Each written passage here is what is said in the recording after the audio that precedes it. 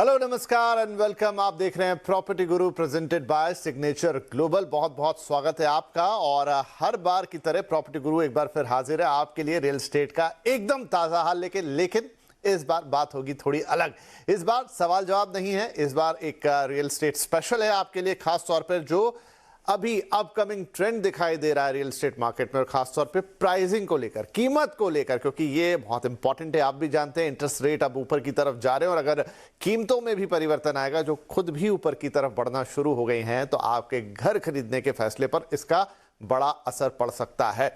तो देश में कहां कहां कीमतों में कितना इजाफा हुआ है, कितना चेंज आया है, ये भी देखेंगे कि कहां पर इन्वेंट्रीज के लेवल हाई हैं अभी भी, और आगे फेस्टिव सीजन है, इंटरेस्ट रेट बढ़ रहे हैं, बहुत सारी चीजें, और महंगाई भी इनफैक्ट अपनी जगह पर है जो आपके बजट को इंपैक्ट करती है। यानी आपके घर खरीदने का जो फैसला है उसमें काफी सारे फैक्टर अब अलग तरीके से काम करने लग गए। और हाल ही में एक रिपोर्ट पब्लिश हुई है जिसे देश की बिल्डरों की संस्था क्रेडाई ने साथ मिलकर उनके लाइसेंस फोरास और कॉलियर्स इंडिया ने ये रिपोर्ट को तैयार किया है, जो बताती है कि किस किस शहर में किस किस तरह के प्राइसिंग ट्रेंड है, अगर कीमतें बढ़ी हैं तो कितनी बढ़ी हैं, किस हिसाब से बढ़ी हैं, और आगे इनका कितना इम्पैक्ट होने वाला है। तो इस रिपोर्ट के आधार पर आज बातचीत होगी, और यहाँ बातचीत करने के लिए हमारे साथ हैं कुछ खास मेहमान। कार्यक्रम में हमारे साथ शामिल हो रहे हैं विमल नाडार साहब जो कि सीनियर डायरेक्टर है रिसर्च कॉलियर्स इंडिया के, हर्षवर्धन पटोदिया जी हमारे साथ होंगे जो कि प्रेसिडेंट है क्रेडाई नेशनल के, और साथ ही हमारे साथ है पंकज कपूर साहब जो कि एमडी है लाइसेंस फोरास के। और ये रिपोर्ट आप तीनों के सौजन्य से हमें मिली है, इस पर आज बातचीत होगी। तो आप शुरुआत करते हैं, क्योंकि अब रिपोर्ट के माध्यम से हम बात कर रहे हैं, तो मैं पहला सवाल विमल आपसे लेना चाहता हूं। ये रिपोर्ट कह रही है कि आप देश के प्रमुख 8 शहरों का जिक्र करती है और कहती है कि दामों में बढ़ोतरी हुई है ऑन एन एवरेज 5 से 10% के बीच में, सबसे ज्यादा दिल्ली एनसीआर में। लेकिन इस बढ़ोतरी के पीछे कारण क्या है? जी हमने लास्ट पिछले 2 क्वार्टर से देखे हैं कि प्राइस स्टेडीली इंक्रीज हुए हैं। हमारे हिसाब से ये जो इंक्रीज हुआ है, दिस इज अ पॉजिटिव, ये एक पॉजिटिव इंडिकेशन है, क्योंकि हमने जबकि देखा ये मार्केट में पिछले पैंडेमिक के दौरान काफी ज्यादा लल था। उसके बाद आई थिंक पिछले सेकेंड हाफ 2021 सेकेंड हाफ से मार्केट पिकअप होना शुरू हुई थी, सेंटिमेंट इंप्रूव हुए थे on the back of economy opening up and positive outlook के दौरान। सो इस बीच हमने देखा है कि काफी सारे सिटीज में रिकॉर्ड रजिस्ट्रेशंस हुए हैं एंड लॉन्चेस एक्टिविटी भी इंक्रीज हुए थे। सो ये सब जो मार्केट में तब्दीलियां हो रही है डिमांड और सप्लाई की वजह से, which is in a positive direction, उसी कॉन्टेक्स्ट में प्राइसेस इंक्रीज हुए हैं, which is again a positive indication. जबकि अगर मैं ये भी बोलूंगा कि हम ये इग्नोर नहीं कर सकते हैं कि रॉ मटेरियल के प्राइसेस भी थोड़े इंक्रीज हुए थे, specially in the first half. अब जब हमने अप्रैल मई में देखा था तो वो भी थोड़ा बहुत कंट्रीब्यूटर है, लेकिन लार्जली अगर हम देखा जाए तो ये एक पॉजिटिव है कि इंडिकेशन है कि मार्केट पिकअप हो रही है, सेल्स इंक्रीज हो रहा है, लोग घर खरीद रहे हैं, इसी की वजह से प्राइस इंक्रीज हुए लगभग सारे ही मार्केट्स में। जी पंकज जी, तो क्या ये प्योरली एक डिमांड सप्लाई का मामला है, जहां पर अब डिमांड अच्छी होगी? नो डाउट कि डिमांड बहुत अच्छी है लगातार पिछले कुछ क्वार्टर्स से, लेकिन क्या प्राइस इंक्रीज उसके अकॉर्डिंगली हो रहा है या कुछ और फैक्टर प्ले कर रहे हैं? क्योंकि ये डिमांड आगे ऐसी रहेगी, इसकी उम्मीद अब आशंका ही कह सकता हूं मैं, क्योंकि इंटरेस्ट रेट ऊपर जा रहे हैं, महंगाई का बोझ थोड़ा लोगों पर बढ़ा है, उनके बजट्स थोड़े आगे पीछे हुए हैं। सो क्या और भी फैक्टर हैं इसके पीछे? देखिए, डिमांड सप्लाई तो मेन फैक्टर है ये, और साथ में अफोर्डेबिलिटी भी है। अगर आप देखिए पिछले 5 साल से प्राइसेस नहीं बढ़े थे और इस पीरियड में इनकम बढ़ी होगी, तो अगर आप देखिए तो एक पीरियड था जब हमारे प्राइसेस की जो ग्रोथ थी वो इनकम से बहुत ज्यादा थी, और उस पीरियड में आपके वॉल्यूम्स कम हो गए थे और इन्वेंट्री राइज हो रही थी। उसके बाद 2016 के बाद से अभी तक प्राइसेस नहीं बढ़े थे और इनकम ड्यूरिंग द पीरियड बढ़ी थी, तो वो जो गैप था वो धीमे धीमे बढ़ता चला गया। और साथ में जब इंटरेस्ट रेट कम हुए तो इंटरेस्ट एडजस्टेड अफोर्डेबिलिटी देखिए और इन्फ्लेशन एडजस्टेड प्राइसेस का एक अगर ग्राफ प्लॉट करेंगे तो आप देखेंगे तो वो ग्राफ जो है वो 2003-4 के पैरिटीज के लेवल पे हो गया था। और यही कारण है कि जो इम्प्रूव अफोर्डेबिलिटी थी और प्राइस में जो ग्रोथ नहीं थी पिछले 5 साल के बाद की वजह से, यही कारण था कि ड्यूरिंग पेंडेमिक इतने स्ट्रेस होने के बावजूद भी आपके वॉल्यूम्स वापस आए मार्केट में, जब बिल्डर्स ने और स्टेट गवर्नमेंट ने थोड़े इंसेंटिव्स दिए और एक ये रैली थी। और उसके साथ जो है जो इन्वेंट्री ओवरहैंग है वो भी मॉडरेट हुआ थोड़ा, जो पहले 50-55 मंथ की ऑल इंडिया की इन्वेंट्री चल रही थी, अब कुछ 36 मंथ्स की ऑल इंडिया इन्वेंट्री आ गई। तो ये देखते हुए जो है इम्प्रूवमेंट दिखा। ये थोड़ा सा जो है ये डिमांड ड्रिवन है और ये मार्केट के स्पेकुलेटिव फोर्सेस के थ्रू नहीं है, जो पहले होता था कि इन्वेंट्री और प्राइस दोनों एक साथ बढ़ते थे। स्पीड इन्वेंट्री कम हुआ, अफोर्डेबिलिटी इंप्रूव हुई और इन्फ्लेशन के की वजह से जो इंक्रीज इन इनपुट कॉस्ट है उसको देखते थोड़ी प्राइस इंक्रीज हुई है। तो आप कह रहे हैं कि ये प्रॉपर इकोनॉमिक्स है, इसमें कोई किसी तरह का स्पेकुलेशन शामिल नहीं है, जैसे हमने पिछली बार देखा था बाजार में, और जहां से ही बाजार का हम देते हैं कि एक डाउनफॉल कह लीजिए या कह लीजिए एक स्टैग्नेशन आ गया था, लेकिन इस बार आप कह रहे हैं वैसी चीजें नहीं है। चलिए, ये तो बात हो गई रिपोर्ट की। मैं हर्ष जी के पास आता हूं, क्योंकि ऑन ग्राउंड घरों को बेचने का काम हमारे बिल्डर्स ही करते हैं। तो हर्ष जी देखिए, चाहे वो इनपुट कॉस्ट हो, चाहे वो डिमांड सप्लाई हो, तमाम चीजें हो, लेकिन एक ये है कि अब धीरे धीरे इंटरेस्ट रेट भी बढ़ रहे हैं, जो कि अब 8% के ऊपर मेरे ख्याल से इफेक्टिवली चले गए हैं। और उसके अलावा जैसा मैंने कहा कि थोड़ा सा, क्योंकि इन्फ्लेशनरी प्रेशर भी है, अभी दुनिया में बहुत सारी चीजें घटी हैं जिसके कारण खाने पीने से लेकर तमाम चीजें महंगी हुई हैं। और तीसरी चीज ये है कि अगर घर भी यहां पर महंगे हो जाएंगे, तो क्या आपको लगता है कि जो बढ़िया शानदार मोमेंटम हम पिछले 1-1.5 साल से रियल एस्टेट के अंदर देख रहे थे, उस पर थोड़ा इंपैक्ट आएगा? नमस्कार। आपने बहुत अच्छे प्रश्न रेज किए हैं। एक तो हमारा रियल एस्टेट सेक्टर जो था, लास्ट 7 से 8 साल में प्रॉपर्टी प्राइसेस बढ़े नहीं थे जी, और इंडस्ट्री कॉस्ट राइज को सस्टेन कर रही थी। अब जिस तरह से इनपुट कॉस्ट बढ़ गए because of the geopolitical issues and overall inflationary situation in the world, तो अब ये नॉन सस्टेनेबल सिचुएशन से खड़ा हो गया था, where developers were forced to increase prices because of a very high input cost rise। पहली बात। दूसरी बात, पंकज जी ने कहा था और मैं भी कर रहा हूं कि जो इनकम पैरिटी लेवल जो है, आज लास्ट 6-7 साल में लोगों का परचेजिंग पावर और लोगों का इनकम भी काफी हद तक बढ़ा है because of increase in salary, increase in income. So इसके परचेजिंग पावर पैरिटी है। डिमांड एंड सप्लाई का सिचुएशन भी खड़ा है। बेसिकली अगर आप रिपोर्ट को ठीक से पढ़ेंगे तो आपको ये भी मालूम पड़ेगा कि ready to move in inventory काफी शहरों में कम होते जा रही है। जी जी। तो ये एक बड़ा पॉजिटिव ट्रेंड है। जी, मैंने पढ़ा है वो फैक्टर कि ये जो टोटल इन्वेंट्री है उसका मेजॉरिटी शायद 90% से ज्यादा है वो अंडर कंस्ट्रक्शन है, रेडी टू मूव इन बहुत थोड़ा है। जी, तो ये जो सिचुएशन है, रेडी टू कंस्ट्रक्शन प्रॉपर्टी में आपको लेना पड़ेगा, तो ऑब्वियसली जो ready to move in flats का दाम बढ़ेगा ही बढ़ेगा। ठीक है, ठीक है। तो ये रीजन रहे कि दाम बढ़ रहे हैं। अब देखिए, आपके सामने ग्राफिक्स हैं जहां पर हर शहर का लिखा हुआ है, और ये इसमें सबसे ज्यादा जो प्राइस राइज है ईयर ऑन ईयर वो आती है दिल्ली एनसीआर से। विमल साहब, मुझे बताइए, अब दिल्ली एनसीआर का जो मार्केट ऐसा है जिसमें हम देखते थे हमेशा एक ओवर सप्लाई का सिचुएशन बना रहता था, price on an average 40-50 lakh 60 lakh में आपको बढ़िया घर एक मिल जाता था, 2 या 3 BHK भी आ जाता था। वहां पर ऐसा क्या हुआ कि सबसे ज्यादा प्राइस इंक्रीज हमें दिल्ली एनसीआर में देखने को मिल रही है? जी, आपने बिल्कुल सही कहा। इनफैक्ट आई थिंक एक और कॉन्टेक्स्ट ये भी रहता है कि in terms of unsold inventory हमेशा दिल्ली काफी आगे रहा है। इस बार अगर हम देखेंगे तो दिल्ली एनसीआर का जो अनसोल्ड इन्वेंट्री है वो लगभग 3 साल में सबसे कम है। और जबकि अगर हम प्राइस राइज की बात करेंगे, specially there are 2 micro markets है जहां पे प्राइसेस ज्यादा बढ़ी है, गोल्फ कोर्स रोड है और नोएडा एक्सप्रेसवे है। और यहाँ की जबकि हमने देखा है कि पहले इन्वेंट्री तो थी, but there has been an attempt कि डेवलपर्स के बेसिस में अटेम्प्ट है कि इन्वेंट्री को ज्यादा से ज्यादा पुश करे और डिमांड सेंटिमेंट इंप्रूव हुआ करके सेल्स काफी हद तक इंप्रूव हुआ है। तो ये 2 माइक्रो मार्केट्स है जहां पे ज्यादा प्राइस राइज सबसे ज्यादा रहा है, लगभग 20% के ज्यादा इंक्रीज हुआ है। और अनसोल्ड इन्वेंट्री भी सबसे ज्यादा कम है, लगभग 3 साल में एक बार का इतना कम 3 सालों में कभी नहीं था। सो अगर हम देखा जाएगा तो इन टर्म्स ऑफ क्वांटम अभी भी ज्यादा है, लेकिन मुझे लग रहा है कि दिल्ली एनसीआर मार्केट काफी हद तक जैसे अभी पंकज जी भी बोल रहे थे, इन टर्म्स ऑफ इकोनॉमिक्स काफी हद तक थोड़ा वर्कआउट हो रहा है वहां पे भी, क्योंकि सेल्स इंप्रूव हो रही है, लॉन्चेस भी काफी हद तक डेवलपर्स थोड़े माइंडफुल हैं कि डिमांड के सिंक में रहे, और इन्वेंट्री का भी वो लोग असेसमेंट कर रहे हैं कि कितना है, इसके हिसाब से लॉन्च कर रहे हैं।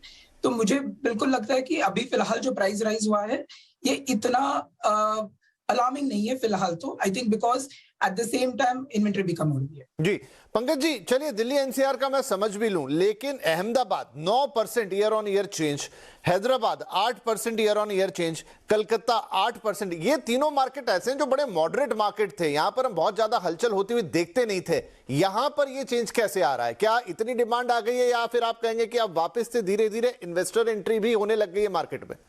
देखिए, हैदराबाद की बात करिए तो जब सारे मार्केट अप्रिशिएट कर रहे थे, specially Bangalore, NCR, MMR and all those things, जब एक रैली चली थी 11 से लेकर के 16 तक की, जब सब जगह पे प्राइस ग्रोथ हो रही थी, तो यहाँ पे ये स्टैग्नेंसी थी। तो अगर हम 5 या 6 साल की स्टैग्नेंसी मेजर शहरों में देखते थे, तो यहाँ पे 8 या 10 साल की स्टैग्नेंसी दिखती थी।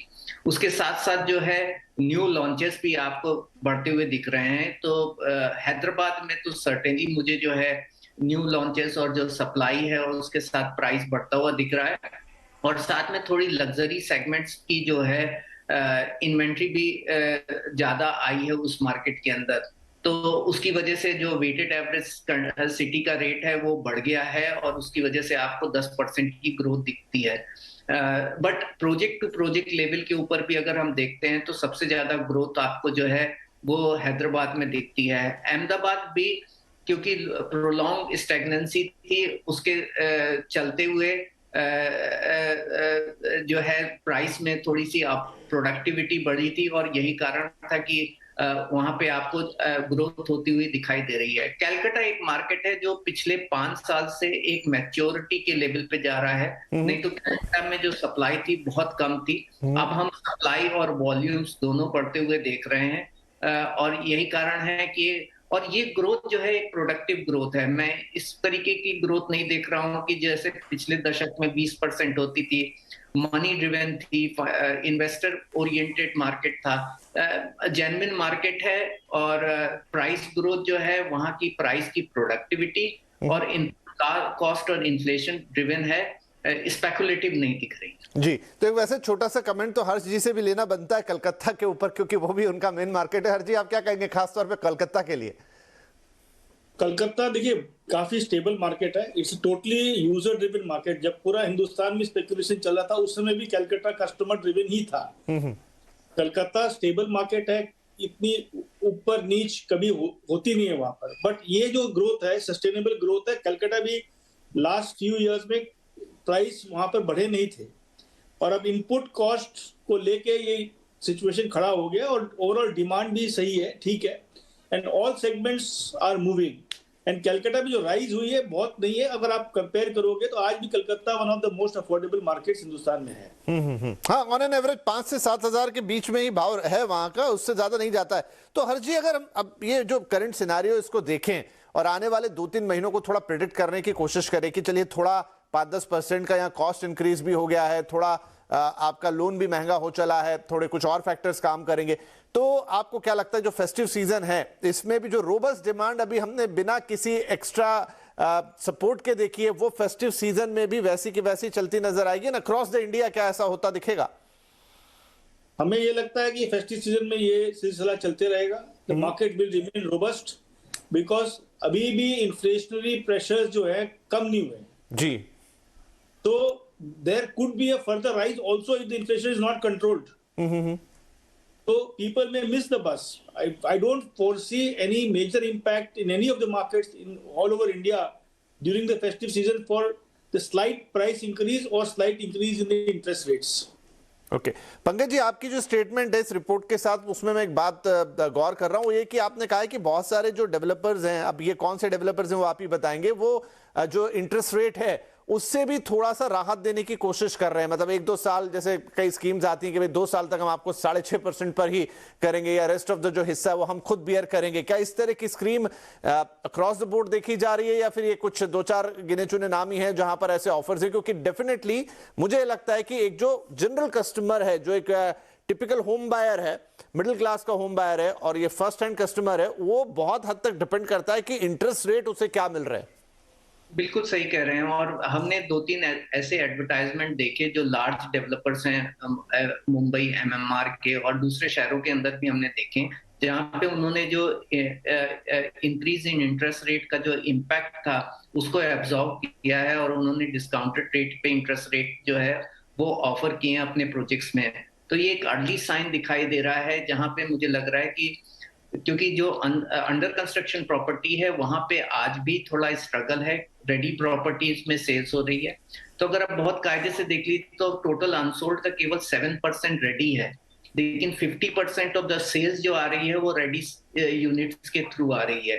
तो यही कारण है कि अंडर कंस्ट्रक्शन प्रॉपर्टी में सेल्स को मोटिवेट करने के लिए कुछ हद तक, जहां तक जो बिल्डर्स हैं वो कॉस्ट को एब्जॉर्ब कर रहे हैं और जो इम्पैक्ट है वो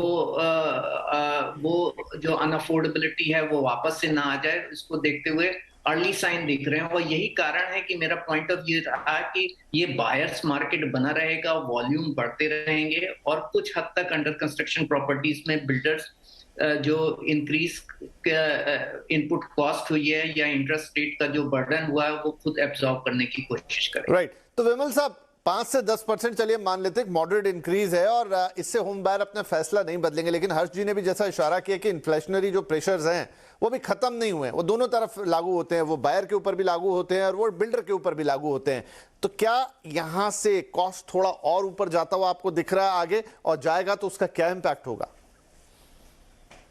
देखो, फिलहाल तो हमें लग रहा है कि इन्फ्लेशन, जैसे हर्ष ने भी कहा कि इन्फ्लेशन भले ही आई थिंक मोमेंटरली थोड़ा कम होते हुए दिख रहा है, लेकिन अभी भी वो बेंचमार्क से हल्का सा ऊपर ही है। सो वो इम्पोर्टेंट रहेगा कि इन्फ्लेशन को अंडर चेक रखें। तो अगर इन्फ्लेशन अंडर चेक रखा जाए एंड इसी टेंडेंसी से अगर हल्का सा कम या स्टेडी रहे, तो मुझे नहीं लग रहा है कि इतना मेजर इंक्रीज होना चाहिए, बिकॉज हमने काफी हद तक इनपुट प्राइस इंक्रीज और उसका pass on in terms of construction cost देख लिया है।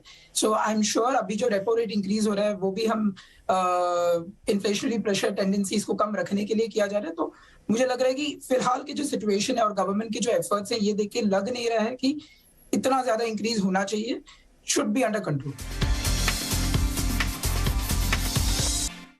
हर्ष जी, क्योंकि अभी हम बात कर रहे थे बैंक लोन्स की, इंटरेस्ट रेट की, और अभी भी जो आरबीआई का इशारा है और बाकी तमाम एक्सपर्ट्स की बात करें कि यहाँ पे 0.5% तो तय है, लेकिन आधा से 1% तक और जो रेट्स हैं, बोरिंग रेट्स, वो ऊपर जा सकते हैं, यानी कि लोन थोड़ा और महंगा हो जाएगा। क्या इसका कोई इम्पैक्ट आप आने वाले वक्त में देखते हैं, या आपको लगता है नहीं, एक बार घर खरीदार ने मन बना लिया तो वो 2-3% की रेंज के लिए रुकेगा नहीं? देखिए, अभी भी जो इंक्रीज ऑफ इंटरेस्ट है, it has been range bound. जो गवर्नमेंट ऑफ आरबीआई ने काफी कंट्रोल करके ही बढ़ाया है। We have just reach the pre COVID level of interest.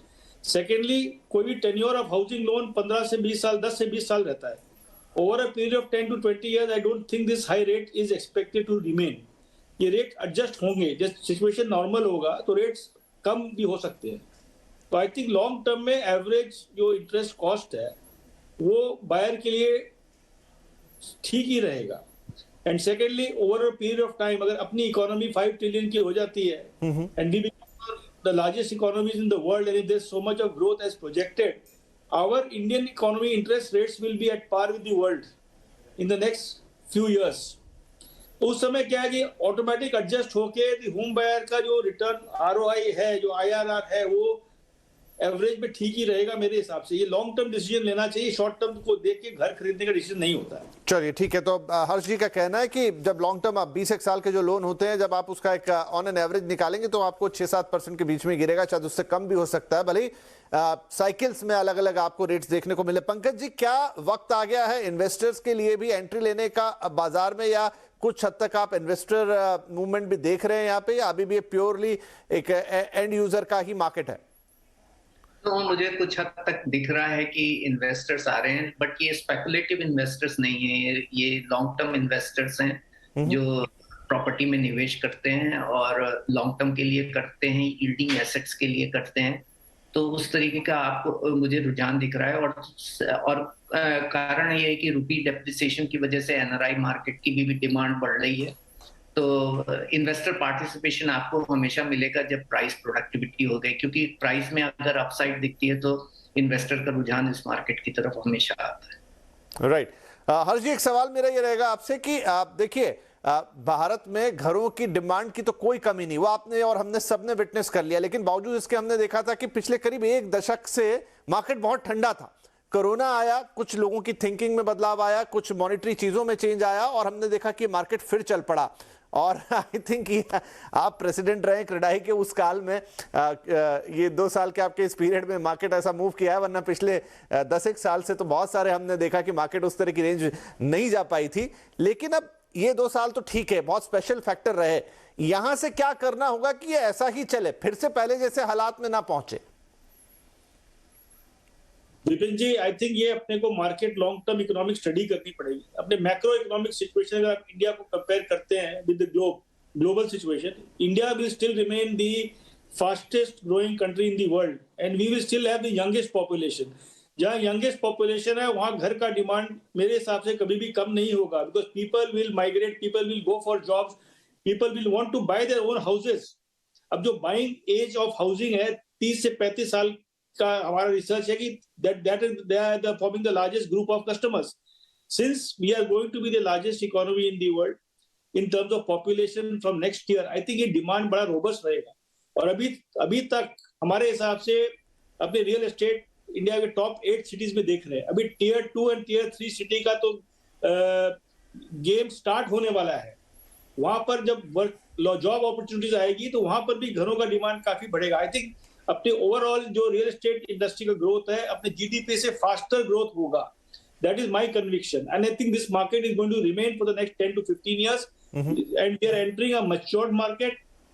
इसमें developer has to be customer centric, more transparent, more regulatory and governance ठीक होना चाहिए, फास्ट डिलीवरी ठीक होनी चाहिए और वो ब्रांड जो क्रिएट ट्रस्ट पे होगा वो डेवलपर काफी सक्सेसफुल रहेगा।